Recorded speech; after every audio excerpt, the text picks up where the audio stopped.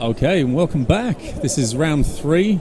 We have maybe we can fly through the standings at the moment after 2 rounds. What have we got, Aaron? So we have Jack Zhang at the top of the standings, undefeated, 2 wins, followed by Jack Bierman at 1 win, 1 draw, no losses. Ryan Cubitt, Zekai, Zia, Patrick McGuckin, Matt Judas, all on 1 win, 1 loss. And here on the feature match table, because we won't possibly be covering them in the next semi-finals, David Gittin from Chicago and Zach Siao. Yeah. As we say to everyone that comes in from America, it's like for David Gittin, he's already a winner. He's flown down from Chicago to Melbourne, so that's sweet. And from what we've got on the deck list, David will be playing a red-white Angels deck, and Zach went out left field and got a white, a mono white deck, which we actually heard of him play testing. It was killing in store, we heard, and here he is on 0-2. So rough. Make of that what you want. Rashad Port on the Twitch chat just asks, is this the finals? Is this the finals? This is not. This is round 3 of Swiss before we cut to the top 4. Whoever wins this has a chance of making the top 4. But we've popped him in the feature match area because we're slightly WA biased. We want to have a chat about Zach Siao and also David from who's come all the way from America. Yeah, and it'd be good to see as biased as WA biased as we might be, it would be good to see the American contender go deeper into the competition, because it seems like they always enter these things on a basis of one previous GGMC that we've covered, with the deck that's just completely bizarre compared to everything else we've seen. But this year, not so much. He hasn't done a Manny Lagmar. He hasn't. He is playing the red-white Angels deck. Pretty aggressive. It's got some pretty powerful stuff in there. It's mostly built around the fact that Lyra gives all your Angels +1/+1 and lifelink, and then you play a bunch of strong Angels, Shalai, Aurelia, Exemplar of Justice. And then Zach mulliganed to 6. Zach is on a mostly white plan. Lots of one. Jack turning it around to that card that Zach's played looks familiar, Aaron. Yep, it's a Sky Marcher Aspirant, a 2/1 for 1 mana. Where do you get that from? He got that from me. Yeah, I brought it all the way from Perth so that he could use it as a 4-of in his deck. Beautiful. So Adanto Vanguard backing up the very, very aggressive start from Zach. Adanto Vanguard I've been schooled on this card. It looks like garbage, but I asked Aaron, and we did a lot of pre-show playing as Banalish Marshal. Yeah, all his creatures get +1/+1, so it's attacking for 3/7 damage with the Justice Strike taking out the Banalish Marshal before damage. The Adanto Vanguard, though, is such an influential card, and surprisingly so. It's just really difficult to kill it without exiling or dead weight or something. So it's going to be a big role player in Standard, I think, just because it's so difficult to deal with. Coming in there with starting to create some knights. Heroic Reinforcements coming down there. So that's our feature card for this match. This is kind of what the red-white deck wants to do. It's splashing red for create 2 1/1s, and all your creatures get +1/+1 and haste until end of turn. So that's interesting. Most of the time people are blowing up History Benalia as soon as they see it, but here we've got Zach preferring just to go wider. Yeah, just go on wide and just throwing stuff in the way. Yeah, so 4/8 damage. So you can see there's so much damage represented by just one card, and he gets to keep the tokens for next turn. Yeah. If he plays a Banalish Marshal or something, you still get the big value out of them. And that's exactly why David's blown it up as soon as he saw it before, right? Well, that's the second night. Life totals are taking a little bit of time to catch up, but you can assume that it's David on the left, not Jack, actually. David Gittin. He is very much on the ropes here, but the Shalai should help him stabilize a little bit.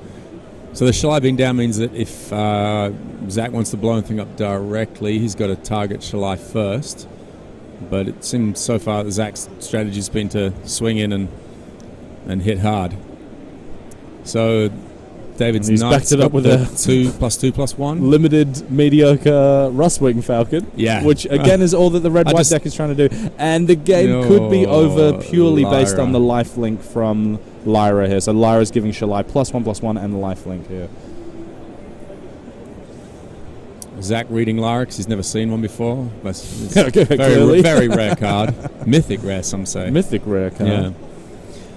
Yeah. Not really much Zach can do. He doesn't want to throw the token in the way. He's going to gain 4 life almost regardless. So what you're saying is that the Rustwing Falcon isn't as powerful as the Lyra in this setup. I wouldn't say definitely, but I will say yes. Round 3, and we've got to sarcasm. Welcome. That was a very purred happily like. What I'm going to say is yes. Yeah. Just eating the 4 lifelink damage there because he just needs something to deal with that Lyra because this lifelink is going to go. So are our out life totals correct at the moment?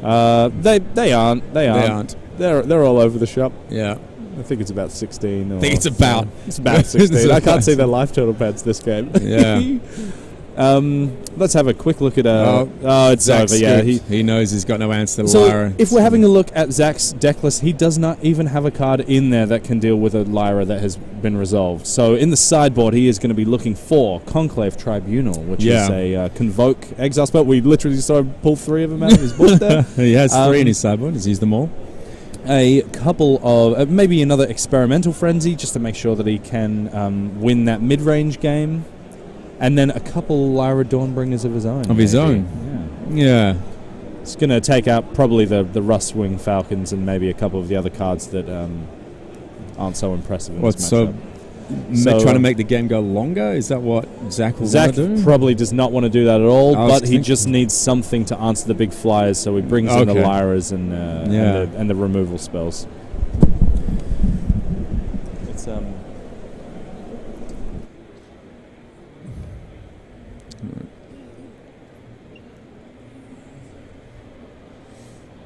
Is he taking out an Adanto Vanguard there? And I think I saw a Rustwing come out. What's he boarded out? An Adanto Vanguard.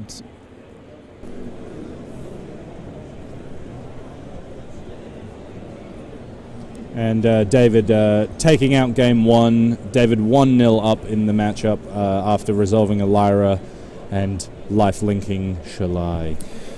So in this pairing, David's the only one with the slightest shot of making it into the final 4, depending on other results. Is that a possibility? Yeah. So if we have a look at the standings that we had before, you gave them away to the guys in the control booth. I don't know what you mean. So if David wins this match, he's got a good shot, but he was further down the standings. With just a loss and a draw. Yeah, the loss and the draw. So he was on 1 point. If he wins this, he'll go up to 4. But he needs to have done better than 4 other players, and it's possible that that's not even doable with the way that the matches have landed. Shuffling up for game 2 here. David 1-0 up against Zach. This game brought to you by Ultimate Guard, Xenoskin, Blue Deck. That's a purple one. Purple. Purple Purple deck box. Is that 100 plus or an 80 plus? I can't tell. Ooh, I'd say 100 plus. Yeah, I think so. Yeah, it's a bit thicker than the usual. All right, come on, Zach. So Zach, I think his deck has been preyed upon by the mid-range meta that has presented itself today. Yeah. We've got a bit of red. We got a lot of Deafening Clarions in boards and sideboards. This is the 3 damage spell that just sweeps up the rest of the stuff that is happening on the board. The red-white tokens deck is very one-dimensional. It's 1 drop, 1 drop, 1 drop, 1 drop, 1 drop, pump spell, you're dead. Yeah. If they're not dead by then, if they play a Lyra or if they sweep or if they start generating stuff with their Planeswalkers, there's no way the white-red deck can get back into it. It seems very soft after seeing the Golgari deck earlier on. That was like a bit of a powerhouse. It's like so many options as well. Yeah. The 2 Experimental Frenzy is the other thing for the red splash in Zach's deck. It hasn't been a day for the quick aggro decks, has it? No, really? kind of. They've all been stymied. What we've seen anyway. Yeah. Like Jack's blue-red deck just went long and big, and then bang. Yep. Mm-hmm.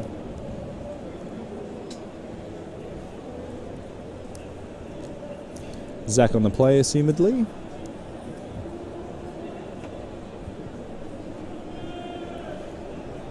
Oh, we're on screen.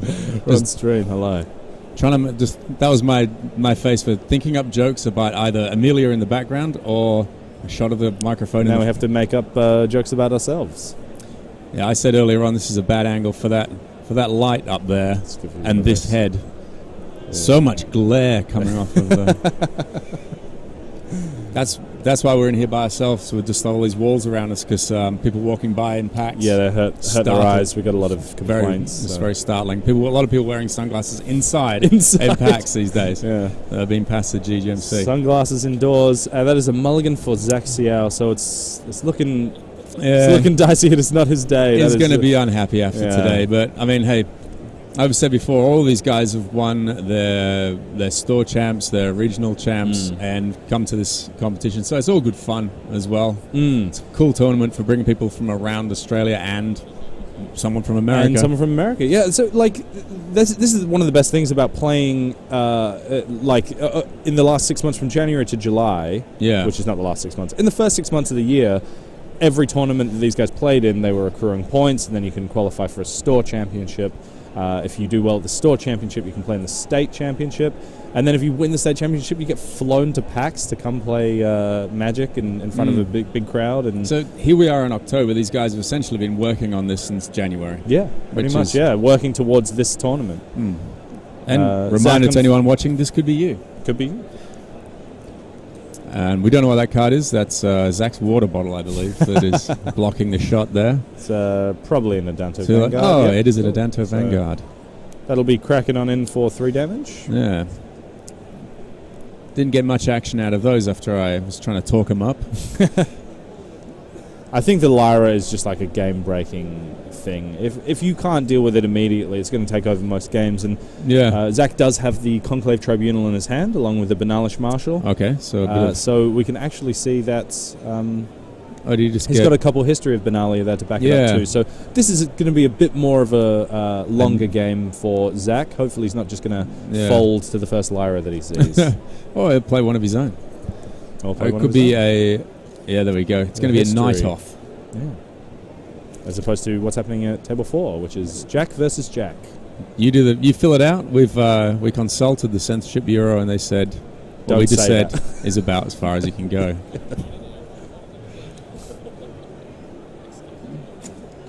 So made the night off History of Benalia, first Saga counter. Zach debating whether to put 4 life into making a Adanto Vanguard indestructible.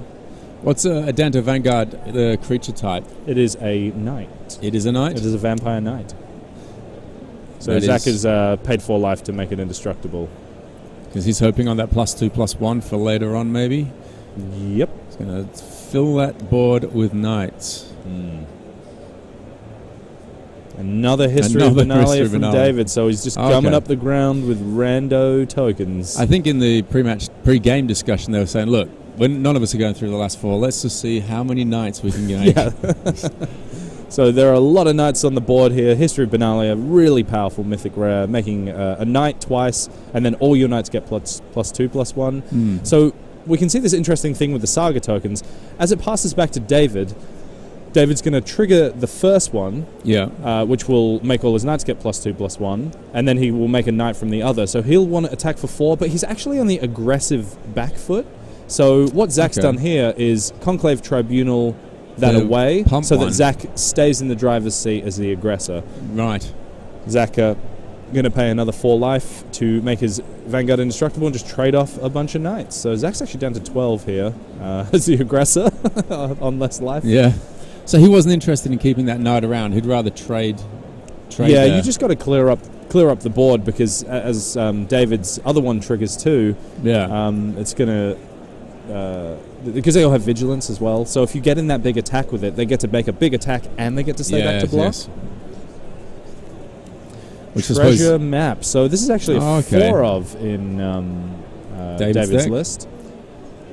He's using it as the kind of card advantage engine, scrying to make sure you get the stuff that you need to go into the mid game, and then later on it's going to draw you a bunch of cards once it flips into Treasure Cove.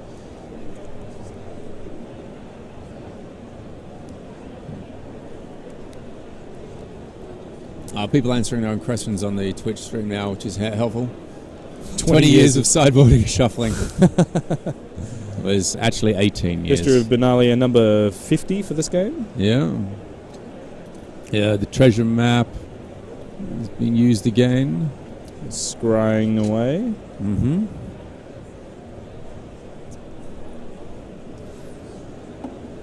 Thank you, Smash Bandicoot, for answering what format this is. Yep. Standard. There it is. There's treasure map. Yeah, we got a treasure map on the screen now.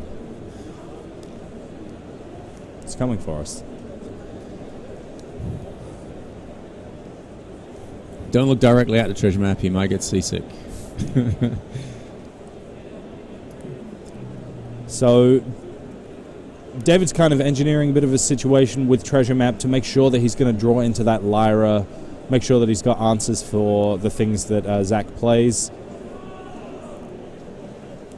He's going to tap out all the stuff for a Conclave Tribunal on the Shalai. Right, yeah. And then hit him for 2. So he's playing That's this kind of all mid-range right. game. Yeah, he's pretty happy with the situation here. He's going to hit him for a lot of damage if that History of Benalia goes off next turn. Flipping the treasure map and making a bunch of treasure tokens. What are treasure tokens like at blocking knights with +2/+1? Not good. Not good? No. Oh, okay. I can see a red-white spell Oh, in David's here hand we there. go. It's a deafening clarion. This is brutal. Oh, brutal stuff. Zach Zach. bidding all his creatures. His History of Benalia is going to go off successfully. Congrats. Yes. But Giving all his knights +2/+1. except they're all in the graveyard, and they won't. They don't get +2/+1 when they're in the graveyard. They do apparently. not. No, I read that in the comprehensive rules. Yeah. So clarifying what Treasure Cove does, it says you can sacrifice a treasure to draw a card, and it makes 3 treasures when it flips over. Yeah. So definitely Clarion really having an impact on this tournament so far. We've seen it do a fair bit of damage and save David here from. Yep. There we go with the heroic reinforcements. Heroic reinforcements.